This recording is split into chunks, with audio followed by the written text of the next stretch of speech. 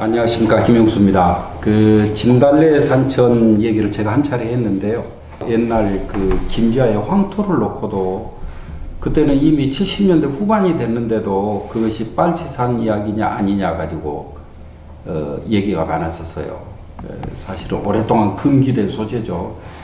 1953년도에 신동엽 시인이 발표한 시가 이미 이제 그 문제를 다루고 있으니까 남한 최초로 금기되어 있는 소재를 지금 끄집어내서 지금 다룬 거예요. 제가 그 시 배경에 대해서 주로 이제 설명을 했습니다. 그 시의 창작 동기랄까, 체험적 바탕, 뭐 이제 이게 신동엽 시인에게 있었다라고 하는 부분을 이야기를 했었고요.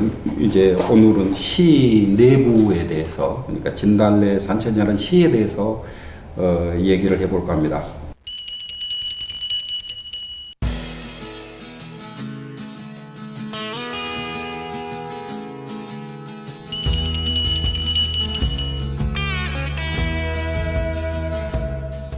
신동엽 시인의 특성을 신동엽 시인이 등장했을 때 문단에서 어떻게 평가했냐면은 이육사와 이상화를 합해놓은 것 같다라고 하는 그런 평가를 많이 했습니다.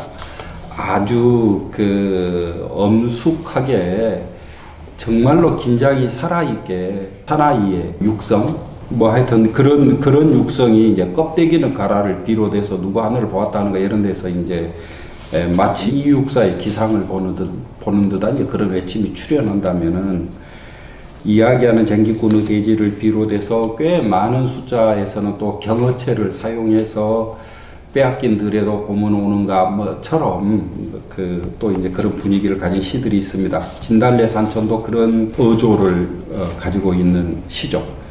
진달래 산천 보면은 우선 이제 재밌는 게 진달래 산천이라고 하는 제목이에요. 진달래 산천 그 제목을 그냥 그 우리가 쓰는 개념으로 이렇게 바꾼다면은 분단 세상, 분단 조국, 뭐 이제 이런 식으로 우리들은 많이 쓰죠. 일반 사람들이 분단 조국이라고 쓰는 말을 신동엽은 진달래 산천 지금 이제 이렇게 표현을 했습니다.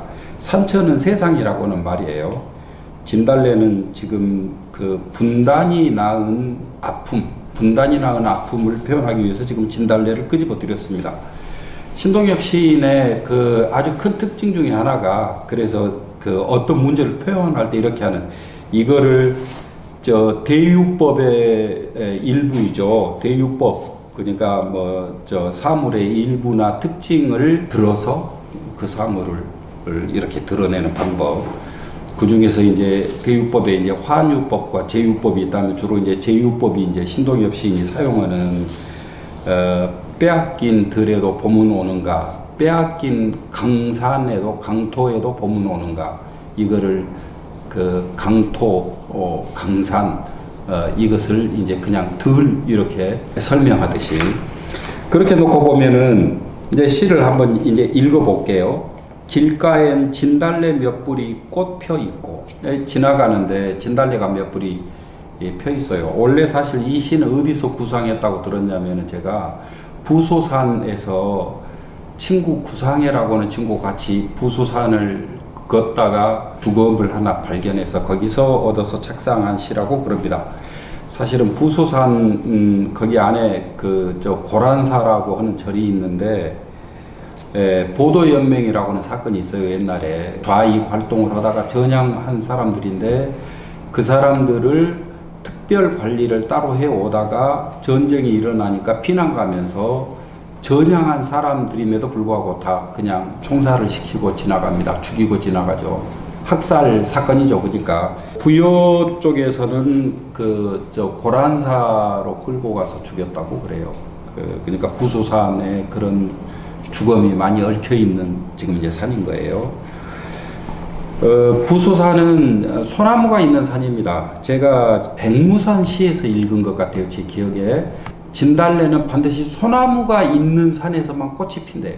진달래가 있어도 소나무가 없는 산에서는 꽃을 안 피운대요. 이게 소나무 뿌리와 진달래 뿌리가 서로 이렇게 닿았을 때 꽃을 피운다고 제가 들은 것 같아요. 부소산은 21세기에 간직할 한국의 대표적인 소나무 숲이 있는 산입니다. 그래서 부소산에는 진달래와 소나무와 진달래만 있는 산이에요. 길가엔 진달래 몇 뿌리 꽃 펴 있고, 거기 진달래 몇 뿌리 오면 바로 그냥 떠오르는 생각이, 허리 아플 때 진달래 뿌리 다려 먹는다. 뭐 감기 들면은 진달래 몇 뿌리 저 다려 먹어야 되겠구만. 하여튼 이런 얘기를 제가 어렸을 때 많이 들었는데 우선 그 생각이 나더라고요. 진달래는 대나무 숲처럼 이렇게 울창하지도 않고, 진달래 핀 걸 설명할 때 흐드러지듯이 핀다고. 흩어져서 막 이렇게 이제 피어납니다. 마치 사람이 죽어서 뼈가 널려서 이렇게 널린 자국에서 이렇게 피어난 듯한 이런 느낌을 조금 주는 꽃이에요.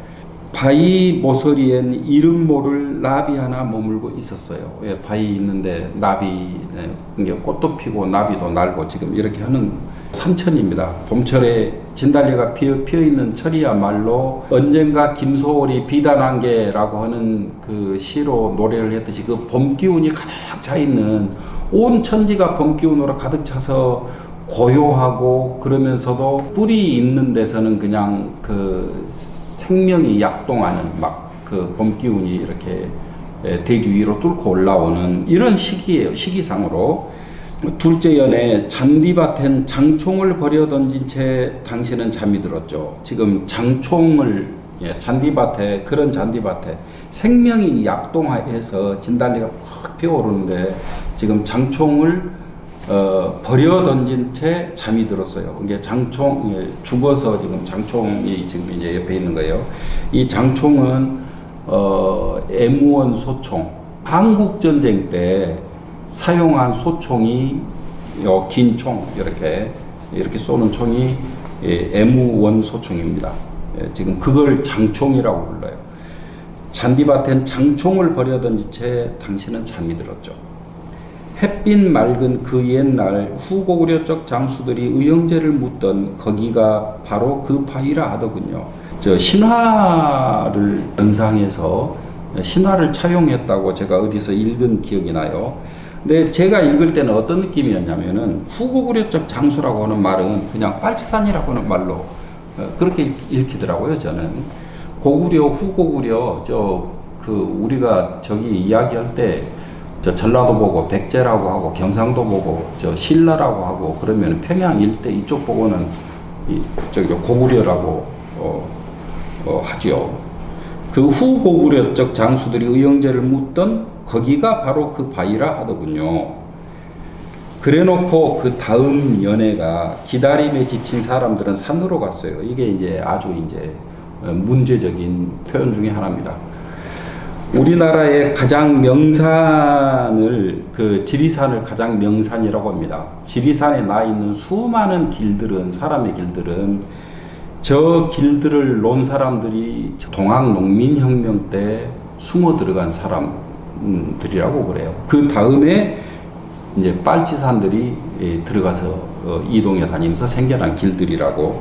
사실은 기다림에 지친 사람들은 산으로 갔어요. 이 지리산 입산했다는 이제 그런 이야기인데, 기다림에 지친 사람들, 이것은 신동엽 시에서 아주 자주 등장을 합니다.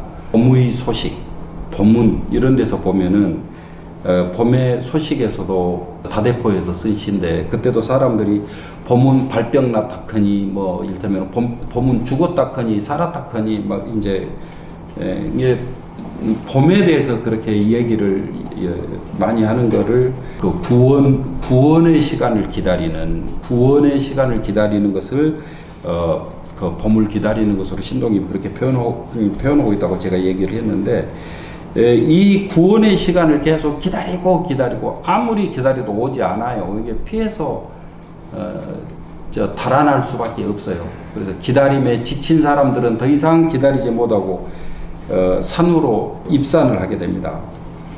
그래놓고 그 다음에 회상이 이어집니다. 남해가 두고 온 마을에선 언제인가 눈먼 식구들이 굶고 있다고 담배를 마르며 당신은 쓸쓸히 웃었지요. 집가다비 속에 든 누군가의 발목을 과수 모래밭에선 보고 왔어요. 꽃살이 튀는 산 허리를 문어 온종일 탄환을 퍼부었지요. 지금 그 빨치산의 경험이겠죠. 참고로 보면은 전라도에서 제가 이제 제 고향 쪽 얘기를 이제 어른들한테 들었는데 전쟁 때 활동을 하다가 인민군들이 물러난 이후에 크게 두 종류로 나뉘어요. 사람들이 하나는 당 조직, 사회주의 당 활동을 한 사람, 공산당에 입당한 사람들. 그 당 조직은 영암 올출산으로 피신을 했다고 그래요. 그 다음에 당 의회 조직, 예를 들어서 노동조합에서 활동을 했다거나 농조 활동을 했다거나 뭐 민간 단체에서 활동을 했다거나 주로 이제 그런 사람들은 그러니까 저 청년회 활동을 했거나 이런 사람들은 불갑산으로 도망을 가게 됩니다. 그러면 이제 불갑산에서 토벌대를 만나서 거기서 전투를 하다가 기다려도 지금 올출산으로 도망간 사람들을 데리고 와서 같이 움직이려고 하는데 끝내 그 양쪽이 못 만나요. 연결을 하다 수많이 죽어요. 그래서 그 사람들이 이제 불갑산에서 불갑산은 백두대간에 이렇게 연결되어 있는 산이니까 불갑산에서 그 등성이들을 쭉 따라서 지리산까지 올 수가 있죠. 그러니까 지금 그렇게 해서 왔던 사람 중에 하나겠죠. 그러니까 남해가 남해 쪽 마을, 두고 온 마을에선 언제인가 눈먼 식구들이 굶고 있다고 담배를 말하며 당신은 쓸쓸히 웃었죠.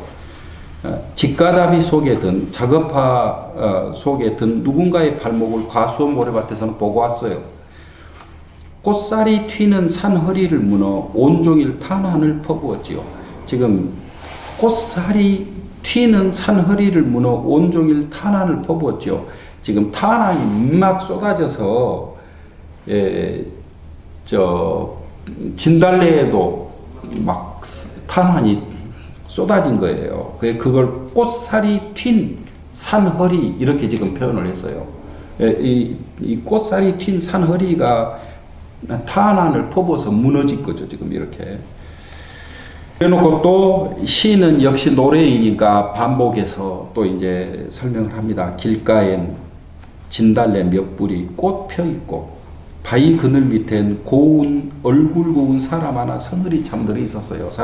사실은 거기 지금 장총을 벌여던 채 잠들었던 사람이 얼굴이 굉장히 곱습니다. 그런데 아주 지금 서늘하죠. 그 다음에 꽃다운 산골 비행기가 지나다 기관포 쏟아놓고 가버리더군요. 신동엽 시 읽을 때 가끔 신동엽 시인이 그 낯설게 하기를 위해서 행과 연을 불규칙적으로 배열할 때가 많습니다. 그래서 꽃다운 산골 비행기가 지나다 기관포 쏟아놓고 가버리더군요. 이렇게 말하면은 꼭 비행기가 꽃다운 산골 비행기인 것 같은 이제 그런 느낌이 들 수가 있어요. 근데 사실 그게 아니고 꽃다운 산골을 저 꽃 팍 피어 있는 저 산골짜기를 비행기가 기관포 막 쏟아놓고 지나가 버린 거예요. 전쟁 때 명동 성당 남겨놓고 그러니까 비행기에서 미군들 기록에 의하면은 공격 지점이 더 이상 없어요.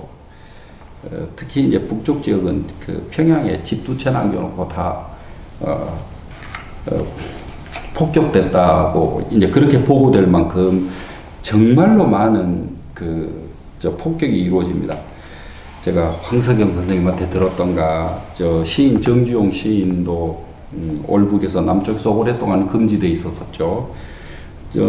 북에 갔을 때 정주용 시인에 대해서 좀 물었던가 봐요. 그러니까 그 중에서 한 문인이 그것을 기억하고 있다가 그 차 타고 이렇게 북으로 이렇게 올라오던 과정에 쉬고 있는데 이야기하고 있다가 잠깐 쉰 사이에 그냥 고개를 푹 숙이고 있어서 보니까 산에서 비행기가 지나가다가 폭격을 쏟아가지고 총알에 관통돼서 죽었다고. 그래서 북에 당도하지 못하고 죽었다고 그런 얘기를 들었다고 하시더라고요. 기다림에 지친 사람들은 산으로 갔어요. 그리움은 해올려 하늘에 불붙도록. 기다림에 지친 사람들이 얼마나 기다리다 지쳤냐면은 그리움은 해올려 하늘에 불붙도록 얼마나 간절하고 뜨거웠으면은 이 그리움이 그냥 하늘을 불태울 것 같은. 뼛섬은 썩어 꽃쭉 널리도록 다들 그 죽어서 뼛섬이 썩어서 거기에 꽃이 막 산발적으로 꽃이 막 이렇게 엎어진 듯이 이렇게 널렸어요. 바람 따신 그 옛날 후고구려적 장수들이 의형제를 묻던 거기가 바로 그 바위라 하더군요. 만약에 앞부분에서 등장한 후고구려적 장수들이 고구려 신화, 후고구려 신화 이야기라고 한다면은 여기는 그 신화를 빗댄 아마 빨치산 늘 풍경을 이렇게 표현을 했을 거예요. 저는 앞쪽에서도 이미 빨치산 표현으로 그렇게 사실을 읽었습니다. 잔디밭엔 담뱃값 버려던진 채 당신은 피 흘리고 있었어요.